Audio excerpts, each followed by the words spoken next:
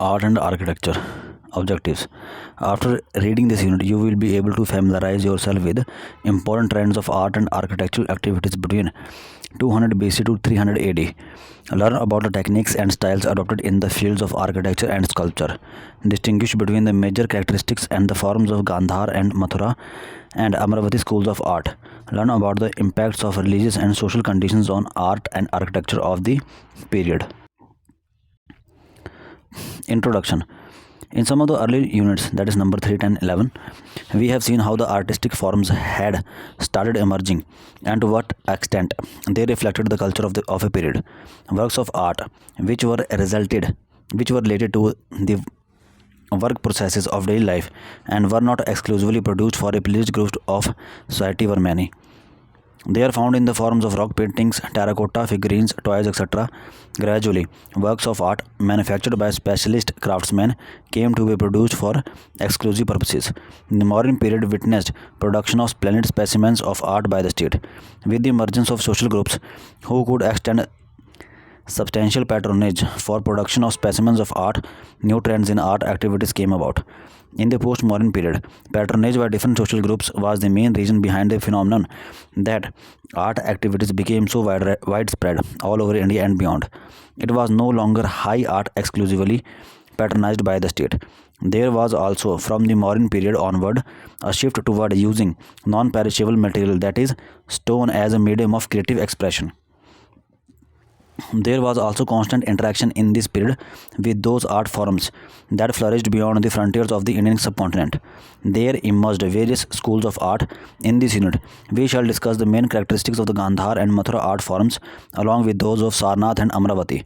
Most of the art forms were inspired by Buddhism and Jainism, and very few Brahminical monuments are to be found. This unit also takes into account the architectural and sculptural aspects of various stupas and vihars and caves, etc. Background. During the modern period, sculpture and architecture had reached a developed stage. The Ashokan pillars, the animals and carvings of the pillars all represents mature art forms. A unique feature of the specimens of the modern art fashioned in stone is the polish and the smooth glassy surface not to be found during any other period. In addition to the animal figures, the most famous piece of art is the figure of Yakshani from Didarganj, Patna. This superb art piece tells us about the hairstyle, ornaments, and dress of the women during their period. The moral levels at sites which have been excavated have yielded a large number of terracotta figurines. They indicate that artistic creations were not confined to the imperial level alone, and even when modern imperial art declined and new forms of art emerged, the practice of producing terracotta figurines on a substantial scale continued.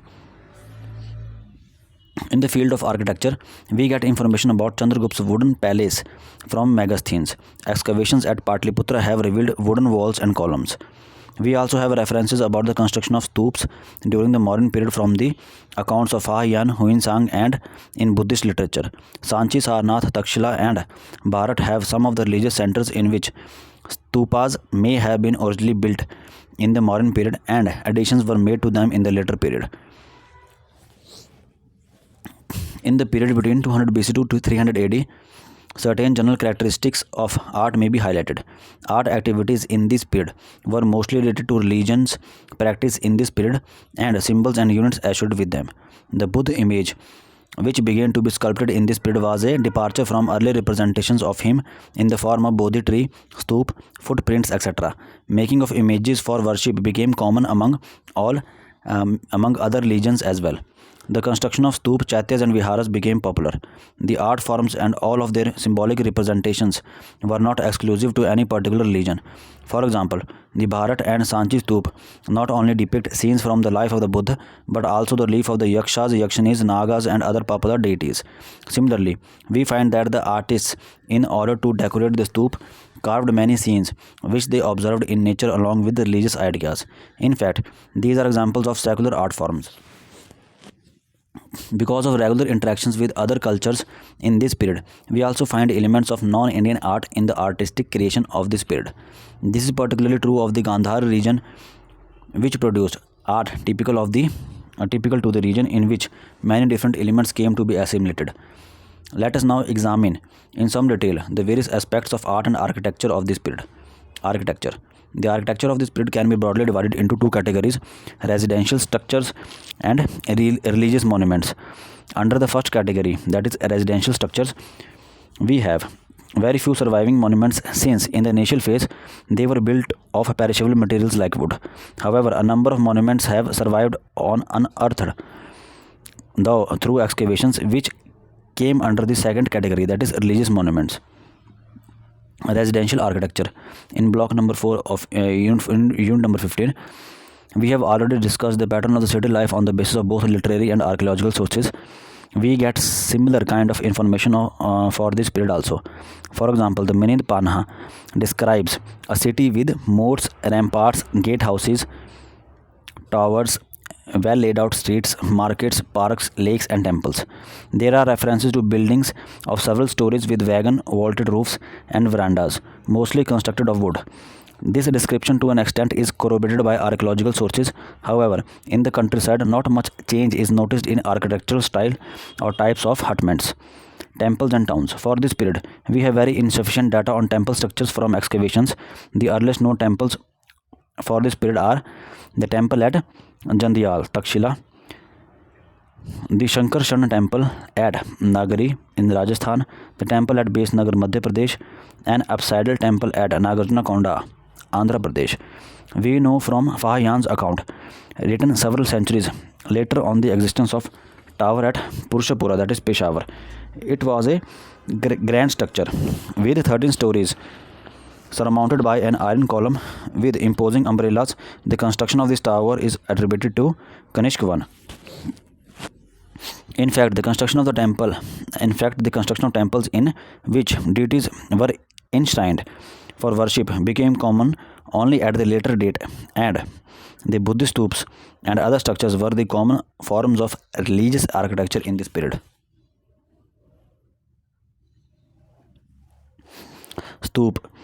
The practice of preserving the remains of an important personality below accumulated earth was long in existence. Buddhist art adopted this practice, and the structure built over such a site was known as stup. According to Buddhist sources, the remains of the Buddha's body were divided into 8 parts and placed under the stups. These, during the time of Ashok, were dug out and redistributed, which led to the construction of other stups, the sacred places of Buddhism. The worship of stups led to their ornamentation, and a specific type of architecture developed for their construction. The stups had the shape of a ball turned upside down at the top, which was a bit flat, used to be its hermica, that is, the abode of the gods. It was here that the urns containing the remains of the Buddha or a great personality connected with the religion was placed in a gold or silver casket. A wooden rod, that is yashti, was placed in its middle, and the bottom of the rod was fixed on the top of the stup. On the top of this rod was placed 3 small umbrella type discs symbolizing respect, veneration, and magnanimity. Let us briefly discuss some of the prominent stups. Bodh Gaya in Bihar. 15 kilometers from Gaya is the site where Lord Buddha gained knowledge, that is Bodhi, and it was here that Ashok got a Bodhi Mand constructed. No trace of the original construction has survived. We have only the remains of the stone pillars constructed during the Sangha period, like the rating pillars found around other stups, and they too have sculptured the panels in relief. They illustrate stories from the Buddhist Jatakas. Sanchi Stup, Madhya Pradesh. Sanchi is about 14 kilometers from Vidisha, that is Bhilsa, and is perhaps the most famous stup site in India. It has 3 stups, all with gateways around them, but the most famous is the Great Stup, which was originally made of brick in Ashok's time, circa 250 BC. During the Sangha period, this was later on nearly doubled in circumference in 150 BC. The bricks of Ashokan times were replaced by stones, and Vedika was also constructed around it. 4 gates, one in each direction, were added to beautify it. From the southern gate, we get an inscription from its architrave, which tells us that it was donated by King Satkarni, and the incision work was done by those craftsmen who worked in ivory. The northern gate and the panel depicts stories from the Jatakas. The reliefs of Sanchi display, among other representations, the following quite prominently. The four great events of Buddha's life, that is the birth, the attainment of knowledge, Dharma Chakra Pravartan, and Mahaparinirvana. Representations of birds and animals like iron, elephant, camel, ox, etc. are abundant. Some of the animals are shown with riders in heavy coats and boats. Lotus and wishing vines have been prominently and beautifully carved out as ornamentation and unique representation of forest animals in a manner which looks as if the whole animal world turned out to worship the Buddha. Bharhut Stoop. This stoop was located 21 kilometers south of Satna in Madhya Pradesh. The main stoop structure no longer exists. The important features of the stoop structures, remains from which are now preserved in the Indian Museum, Calcutta, and other museums, are gateways or torans, which are imitations in stone of wooden gateways. Railings spreading out from the gateways, they also are imitation in stone of post and rail fence, but the stone railings of Bharut have on top a heavy stone border coping. Uprights or posts of these railings have carvings of yakshas, yakshis, and other divinities who come to be associated with Buddhism. Some of these divinities have inscriptions on them giving their identifications.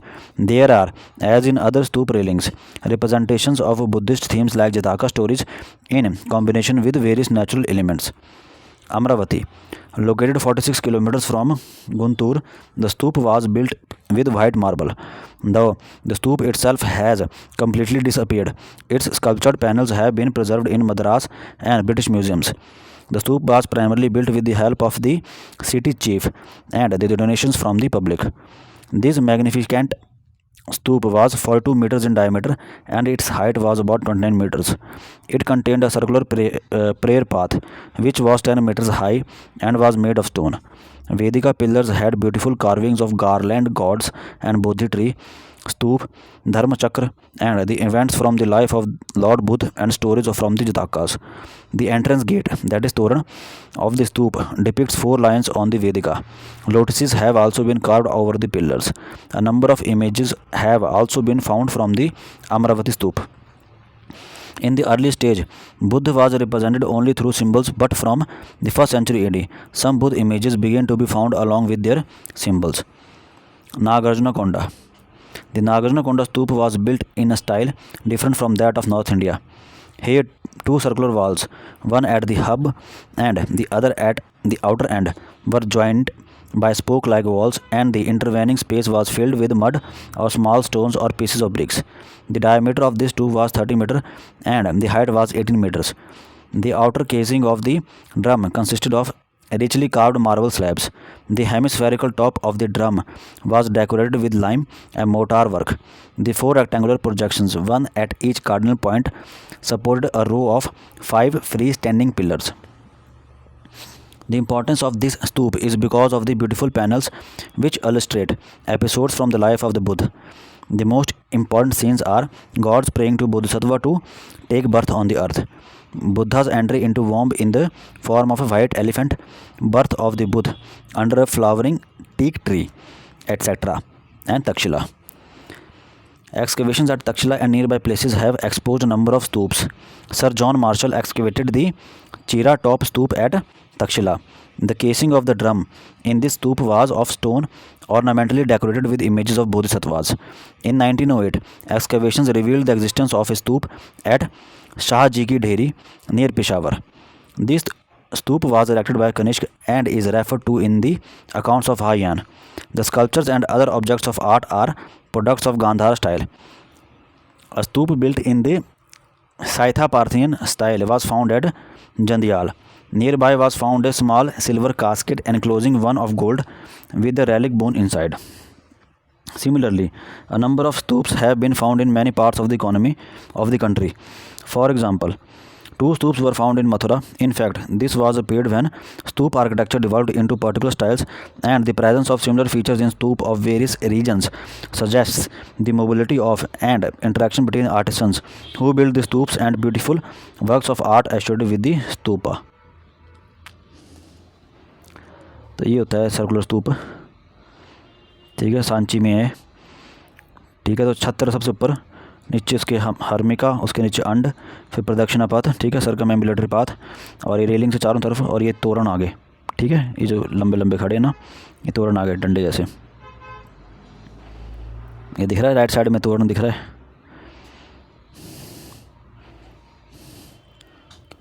ये नागार्जुना कोंडा sculpture panel है, sculpture बनाया हुआ है इसका जो है। ठीक है, rock cut architecture, both the Buddhist and Jain built chaityas and bihars as places of worship. A chaitya is a shrine cell with the votive stup placed in the center. Vihars are primarily cut out of rocks for the residence of monks. Most of the major chaityas and vihars of this period were built in the western and the eastern regions. For example, in western India, they are located at Bhaj, Karle, Kondain, Nashik, Chitaldo, Ajanta and Kanheri, etc. Similarly, in eastern India, we have them in Udaygiri, Odisha. The general features of the chaityas are: they have a long rectangular hall ending in a semicircle at the rear end. This long hall is internally divided into a cave, into a nave, an apse, and two side aisles. The aisles are separated from the nave by two rows of pillars. The pillars come round the votive stup placed in the center of the apsidal part of the nave. The hall has a barrel vaulted ceiling. The doorway is usually placed facing the votive stup. The facade has a horseshoe-shaped window called the chaitya window. Another aspect of cave architecture is the excavation of viharas or monasteries by both Buddhists and Jains for the use of monks. In the earlier examples of the Western Indian caves, the plan is irregular. In the latter ones, a regular plan was adopted. The following are the general features of the viharas. They have a square or oblong hall in the center. The hall is preceded in front by a pillared veranda. A number of small square cells are provided. The cells and halls are usually provided with raised benches for the use of monks. The earliest of the viharas of Western India are those at such sites as Bhaj, Bedsa, Ajanta, Pitalkhoda, Nasik and Karle. Among the Jain vihars, those at Udaygiri and Khandagiri, that is Odisha, were excavated during the time of Kharvel. There are about 35 excavations laid out in two groups. Some of them are provided with one cell and the others are multi-celled with an open courtyard in the front. The inner facade consists of doorways surmounted by semicircular arches above. The double-storied Rani Gumpha cave on Udaygiri Hills is the largest of all the caves. Karle Chaitya, Bhaj Chaitya caves, Rani Gumpha caves in Udaygiri. Sculptural art. The sculptural art cannot be separated from architecture because sculptures form part of the total complex like the stup or the chaitya. When single images are fashioned, they too were generally housed in vihars and were located at religious centers. In this period, we notice the development of regional or local styles or schools in creation of sculpture art. Gandhar and Mathura schools developed in the north, while in the south, Amaravati was the major early center in the lower Krishna Godavari valley. In general, the art of the post-Mauryan period was distinct in character from earlier imperial Mauryan art. The Mauryan art has been described as palace art, whereas the art of the Sangha Kanva period had a much wider social base. It is also different in motive, technique and significance. The art of this period is mostly represented in the Buddhist images and relief sculptures carved on the railings, gateways and plinths of the stups, and also on the facades and walls of the bihars and chaityas. Brahminical sculptures of this period are very few. However, an important development of this period is modeling of the image of Buddha, both in the Mathura and Gandhar schools. Following the Buddhist and Jains, the Brahminical religion also conceived of images of different gods and goddesses. In addition to sculptures made in reliefs on panels, many sculptures were also made in the round. These figures are large in size and well modeled. However, they do not conform to accurate anatomical proportions. They were not intended to do so. The yakshas and yakshinis occupy the most important place in this group. Icon or image worship among the Jains may be traced to the Sangha period. The damaged torso of a nude figure from Lohanipur, Patna is identified with the Tirthankar. According to the Hathegumpa inscription, the existence of image worship among the Jains of eastern India goes back to the pre-modern times. Some of the Jain images found in the votive tablets of the Jainas with Ashtamangals, 8 auspicious marks from Mathura suggest that image worship among the Jains too was becoming common by the 1st century AD. Among the Buddhists, it was the Mahayana sect that propagated image worship. Seated and standing images of Buddha were carved in Mathura and Gandhar. The bas reliefs of Sanchi, Bharat, and Bodh Gaya represent an early phase in the art of relief carving. Most of these sculptures are found on the medallions or rectangular panels on the railings that surround a stup. The relief sculptures represent themes from Buddha's life and scenes from Jataka stories, and the events are depicted in a continuous narration. Gandhar School. Gandhar is located in the northwestern part of the Indian subcontinent on both banks of river Indus. It included the valley of Peshawar, Swat, Bunair, and Bajora. It was ruled by the Achaemenids of Iran in the 6th to 5th century BC. Later, it was occupied by the Greeks, Mauryas, Sakas, Pahlavas, and Kushanas. As a result, this place produced a mixed culture. Its art, which was mainly Buddhist, was profoundly influenced by Hellenistic art.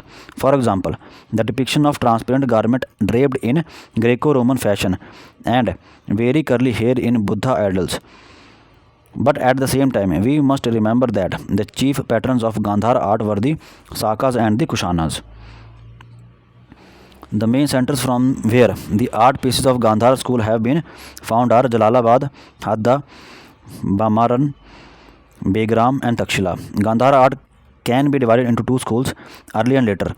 During the early school, which existed during the 1st and the 2nd century AD, blue-grey schist stone was used to make idols. However, in the later school, instead of schist stone, mud, lime, plaster, and stucco were used to make the idols. These idols give a realistic representation of the human figure, clearly indicating limbs and other organs of the body. They are depicted with sharp features and anatomical accuracy. Besides idols, we find beautiful carvings on leaves and bas reliefs, the theme being the life of Buddha and Bodhisattvas. For example, the drum of the Chira Stup at Takshila is decorated by images of Bodhisattvas placed in niches for worship. On the ramparts of small pillars of the Sheri Bhelol Stup, the images of Buddha, Bodhisattvas, and incidents from their life have been carved out. A bronze reliquary was recovered from the side walls of the stup at Shahji Ki Dheri. It depicts Buddha, Kushana kings, and flying geese, symbolic of wandering monks. The Gandhar art had many other aspects also. For example, a gold reliquary had been found at Bimaran, in which a series of figures are contained within an arcade. Similarly, ivory plaques have been found from Begram. We give here some illustrations which reflect various aspects related to the Gandhar art. A decorative ivory panel है, Buddha in meditation, standing Buddha, और कुछ नहीं, आज regional बंदा लिख सकता है, Bodhisattva sculpture in schist, head of Buddha in stucco, bas relief, Buddha eating in company of the monks. Next है Mathura art. The origin of the Mathura art form is traced back to the 2nd century BC. By the 1st century AD, it had not only become a major center of art, but the art pieces of the school were in demand in far-off areas. In a time span of nearly 400 years, this school produced a variety of sculptures and other pieces of art for the followers of Buddhist, Jain, and Brahminical faiths. A significant dimension of Mathura art is that it also produced, like Afghanistan in the Kushan period, images of kings and other notables. This shows that Mathura artists were aware of various forms of art activities of the period and were catering to the requirements of different social groups of Indian and non-Indian origin. At the same time, what they were creating from local red stone were uniquely of Mathura. Another aspect worth noting about this school is that it depicted various patterns of life on the votive pillars. For example, we have scenes from forest where men and women are collecting flowers, women playing with cranes or offering fruits to birds, and women playing in gardens and water tanks. The votive pillars from Kankali Tila demonstrate how feminine beauty has been utilized by the sculpture. The themes handled by the Mathura artists are in fact many, and as in Sanchi and Bharat, the artist chose elements from nature to enrich his creation. The sculptures here were carved out of red sandstone, which was available locally. Let us briefly take a thematic study of the sculpture belonging to the Mathura school, the Buddha idols. The earliest images of Bodhisattvas and Buddha was perhaps were perhaps made at Mathura and sent also to other regions. For example, the Sarnath image of standing Bodhisattvas installed in the period of Kanishka I was made at Mathura. We get Buddha images mainly in two postures, standing and sitting. Among the sitting idols, the one found at Katra is among the oldest. The characteristics of this idol are Buddha sitting under a Bodhi tree, right hand in Abhaya posture, Dharma chakra and Triratna chiseled in palms and at bottom of the feet, and the head is shaven except one lock. In fact, some of the general characteristics of the Buddha idols of this age are they are made of white spotted red stone. Images started getting fashioned in the round so that they could be seen from every side. The head and face are shaven. The right hand is shown raised in Abhay posture. There is no mark on the forehead. The dress is always tight on the body and the left hand holds the frill. Jain specimens. Mathura was a sacred center of Jains as it was of the followers of the Brahminical and Buddhist faiths. It has yielded a number of inscriptions which refer to lay followers of Jainism, to Jain monks and nuns, and to donations and dedications made by them. For example, as early as the middle of the 2nd century BC, an inscription, that is Pasada Turana, by the Jain Shravaka named Uttaradaksha Kankali Tila was the main Jain site at Mathura, and it has yielded an overwhelmingly large number of sculptures, ayakapatas or stone slabs, ayakpat or stone slabs with Jain figures in center and auspicious marks or with representation of Jain stups. These were objects of worship. Various architectural elements like pillars, capitals, crossbars, railings, posts, etc. The representation of the Jain or the Tirthankars or the Ayakapatas date before the Kushan period, but regular images become common only from the Kushan period onward.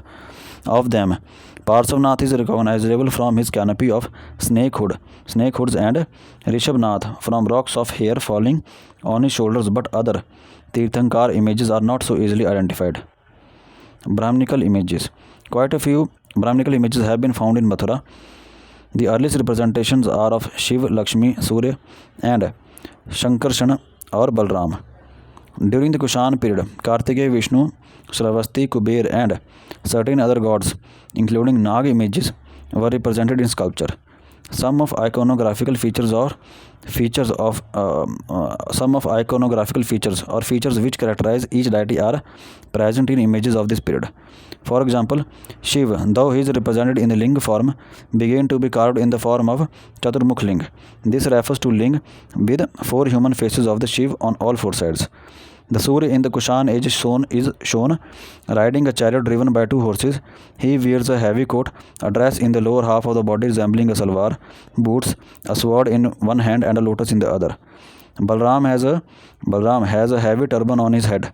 Sravasti is seated with the rosary and manuscript in her hands. Dressed in a simple way, she wears no ornaments and is attended by 2 other figures. Durga in her Mahisha Mardini form is depicted as the killer of buffalo demon. A number of Yaksh and Yakshini images have been discovered in Mathura. They are associated with all the 3 religions, Buddhism, Jainism and Brahmanism. Kuber was another deity shown with the bulging belly. He is associated with wine and with parties where participants indulge in drinks. He bears resemblance to Bacchus and Dionysius, respecting the Roman and Greek gods of wine. The images of rulers. The Math village in Mathura yielded big images of Kushan kings and other notables like Kanishk, Vima, and Chastana. The idea of building reliquaries or structures for housing portrait statues of rulers and other dignitaries of the state possibly came from Central Asia. This was done to give the rulers a divine status. The dresses which the dignitaries wear were also of Central Asian origin. Many heads of the Scythian dignitaries have also been found at Math. These discoveries indicate that Mathura was the most important center of the eastern part of the Kushan Empire. They also forcefully suggest interaction between Gandhar and Mathura art forms. In due course, Mathura art forms contributed significantly to the development of the Gupta art form.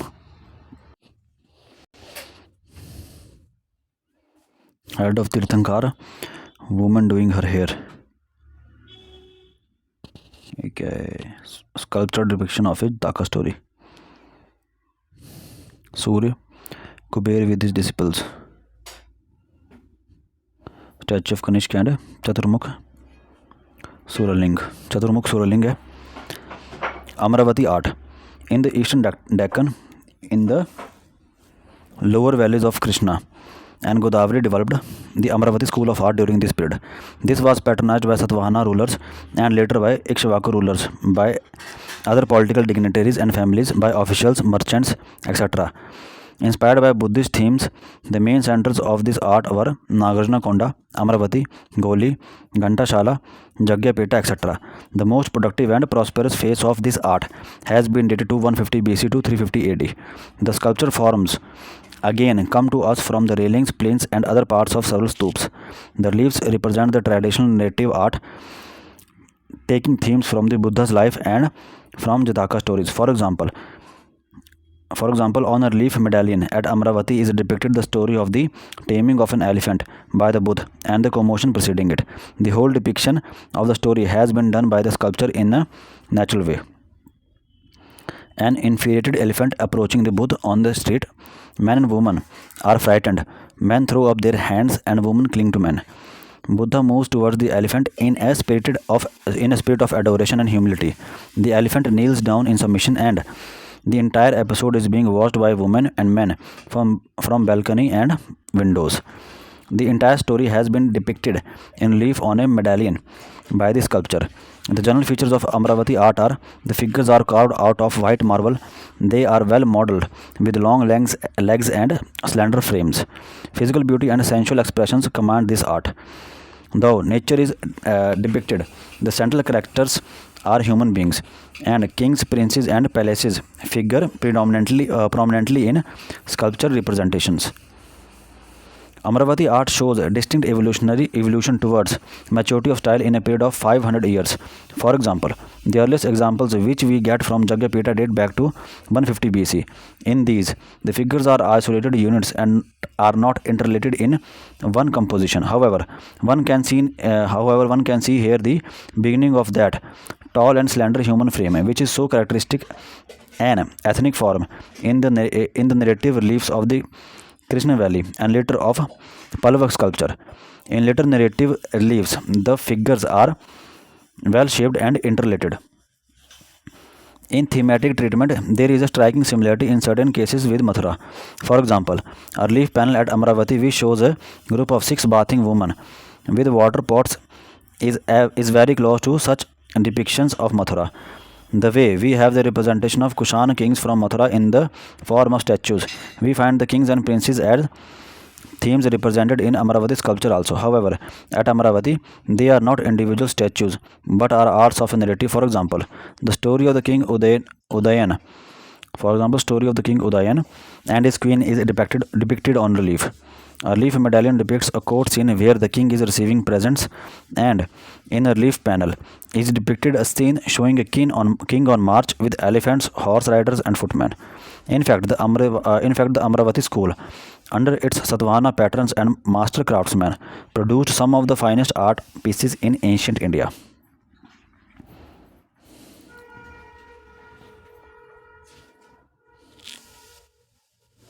Let us sum up.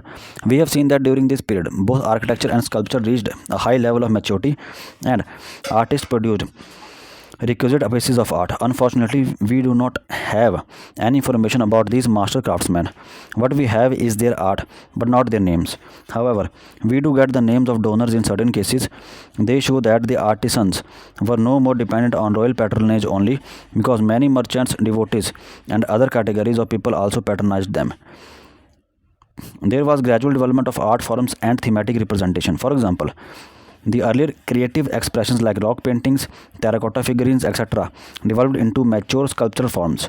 Stone sculptures, both in relief and in the round, were being produced in large numbers in this period. The symbolic representations ultimately gave way to images, and the images of Buddha are the best examples of this change. We have also seen in this unit that certain regions developed their own unique art forms. This development is illustrated by the schools of the Gandhar, Mathura, and Amaravati. Though most of the themes in these art forms are religious, we do find nature and man being in a close relationship by the sculpture. The art specimens certainly give us a glimpse into the social and economic life of the period. The bas relief of Mathura, which depicts monks, donors, and attendants, is an example in this regard. Indian activities during this period were also influenced by art forms. Vigorous interaction with various non-Indian and the presence of Hellenistic and Central Asian elements in Indian art of this period shows how enriched Indian culture became through contact with other contemporary cultures. Aisle क्या होता है? Aisle होता है the prayer path of a stupa. Architrave होता है projected portion from the stupa which is known as bandheri in Hindi. Apse होता है half circular. Hellenistic influence होता है the influence of art forms in the Indian tradition by that of Rome and Greek art styles. Ivory होता है images और figures made from the bones primarily of elephant. Moats होता है deep wide ditch filled with water to act as a defence. Nave होता है place where monks assembled for prayer. Schist होता है type और quality of stone formed through layers. Stucco होता है a type of plaster used for making surface even. Vaulted होता है in a cylindrical shape of ढोलक.